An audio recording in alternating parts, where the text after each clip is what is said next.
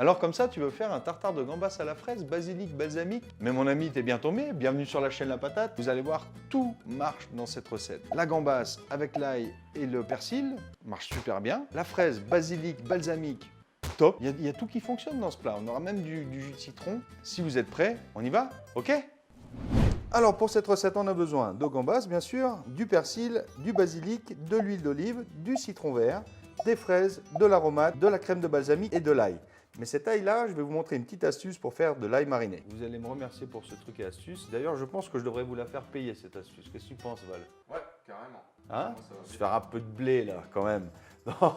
Alors, la différence avec de l'ail en gousse comme ça, c'est que souvent on a la flemme de le faire parce que oh, je pue des doigts, et puis du bec après aussi. Il y a aussi un facteur qui est vachement important, c'est que c'est beaucoup plus digeste. Si vous le mettez dans l'huile, comme je le fais, en fait, vous allez garder toutes les propriétés de l'ail, mais vous allez enlever ce côté agressif de l'ail. Si vous préparez à l'avance votre ail mariné, vous avez toujours de l'ail sous votre main. Dans les pâtes, d'un coup, faites des pâtes, ah, j'ai envie d'un petit truc, mettez de l'ail. Vous voulez faire une bruschetta, d'ailleurs, si vous voulez une petite recette de bruschetta, vous mettez des petits commentaires en bas et puis on en fera. Hein, seulement si vous mettez commentaires, sinon on n'en fera pas. On va prendre nos gousses d'ail, vous l'épluchez, vous sortez les gousses, vous les coupez en petits dés.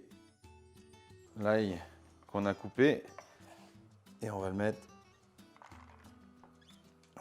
dans notre petit Tupperware et vous mettez de l'huile dessus. Alors attention, mettez de l'huile de colza, tournesol, arachide, hein, pas de l'huile d'olive parce que l'huile d'olive a tendance à être un peu amère et ça va altérer un peu le goût de l'ail ou ça va la rendre beaucoup plus rance sur la durée. Bon voilà, maintenant que vous avez le secret de mon ail mariné, on va s'occuper de la recette. On va s'occuper de la recette comme je l'avais envie de dire. La première chose à faire, c'est de s'occuper de nos gambas qu'on va hacher comme un tartare traditionnel. Hein. Pas trop fin, on veut de la texture, sinon ça va être de la bouillie, ça vaut pas la peine. Avant de couper nos gambas en tartare, on va regarder bien que tout ici là, vous n'ayez pas un petit cordon noir. Ce cordon noir, c'est l'intestin. Et ça on ne veut pas. C'est le doudou, le poupou, le cacounet. Pour hacher vos gambas, vous prenez les gambas, vous les coupez par la largeur en deux. Voilà. Et après, vous coupez des petites tranches. Et comme vous voyez, je ne coupe pas trop grossier, mais pas trop fin non plus.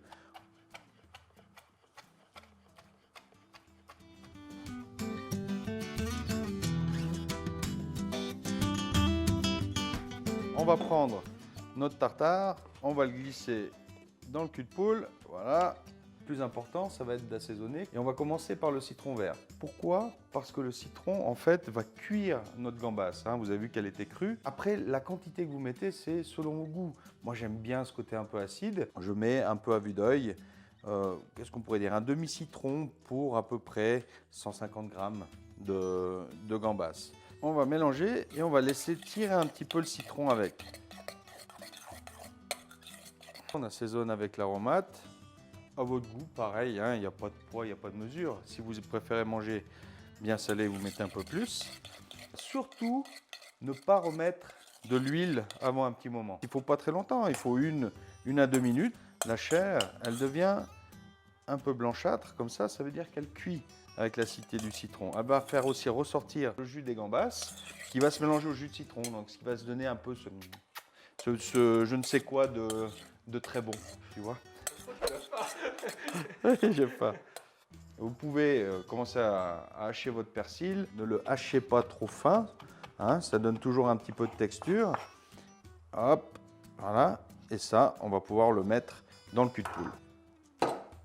Notre cul de poule avec les gambas.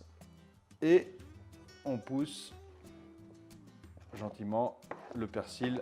Ah, mais c'est le livre. Et sponsor time! De la mer à la source, je viens de me claquer le livre sur la tronche, c'est pas grave. Écrit par Patrice Albertini, papa.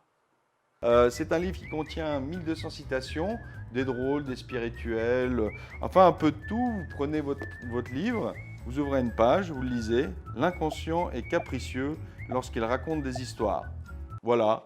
Et si jamais... Bah, ça sert aussi à écraser les mouches. Très pratique, vous pouvez le trouver dans les descriptions de la vidéo en bas. On vous mettra un lien. là, on voit vraiment bien, hein, il a continué à cuire. C'est bien blanc et tout. Maintenant, on a mis l'aromate, on a mis le persil et on va mettre notre huile marinée. Voilà, sinon, là, on le fait presto. Mais normalement, laissez-le, l'ail mariné, laissez-le un jour au frigo pour vraiment qu'il tire. Hein. Et on va rajouter, voilà. Ah, n'ayez pas peur d'en mettre. Hein. De toute façon, ça fait la petite sauce qui va aller avec. Et là, on est quasiment prêt. Ce qu'on va faire maintenant, c'est qu'on va égoutter notre jus qu'on va conserver à côté et qu'on le versera à la fin, une fois qu'on aura dressé notre plat. Maintenant que notre masse est prête, on va passer le jus dans un autre cul de poule. Voilà, comme ça. Et en fait, tout ce jus-là, on va le récupérer. Voilà, maintenant que notre tartare est en train d'égoutter, on va prendre nos fraises et on va simplement les couper en petites rondelles. Voilà. Pour la dernière partie, le dressage, rien de plus simple. On va prendre notre tartare, hein, qui a bien perdu son jus. Il en aura encore, coquin, dis donc. Et on va prendre et le mettre dans le fond de l'emporte-pièce. Voilà. Et bien sûr, j'en mets partout à côté. Mais ça, c'est pas grave, on le nettoiera après. On va ramasser le petit machin ici. Voilà. Vous rajoutez des petites juliennes de basilic préalablement coupées. Moi, je mets une petite déco avant de mettre les fraises, si j'arrive. Voilà. C'est des petites pousses d'asperges. On va mettre nos fraises, comme ça, un peu tout autour, comme vous voulez. Hop. C'est pas beau, ça? On rajoute la crème de balsamique. Voilà. Et pour finir, une petite tête de basilic. Et le résultat, il est là.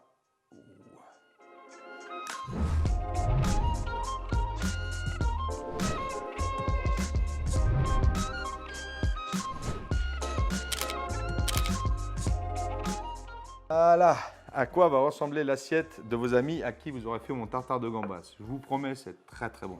D'ailleurs, nous, on l'a nettoyé. On avait tellement faim. Juste, n'oubliez pas de mettre la sauce qu'on a récupérée sur le tartare, on le mangeait. Quelques petits toasts à côté. Boum boum, c'est parti. Cette recette, vous pouvez la faire aussi avec du poisson. Hein. N'importe quelle sorte de poisson. Le principe est le même. Le citron va cuire le poisson. Et après, vous agrémentez comme vous voulez. Hein. Fraises, mangue, banane. On peut même faire pour les végos. Hein. Faites ça avec des tomates, faites ça avec du concombre, et j'en passe. Oh, ce sera une salade, mais voilà. Quoi? Bah, si. C'est une salade. C'est quoi alors? Tartare de légumes. Ok, c'est une salade. De toute façon, c'est moi qui ai raison. La liste de tous les ingrédients sera dans la description vidéo. Donc, vous pouvez aller checker directement. Si vous avez fait ma recette ou si vous avez aimé la vidéo, mettez un petit commentaire. Nous, on a envie de partager un peu. On a envie d'avoir une petite communauté. Ensemble, tous ensemble. Ça serait cool.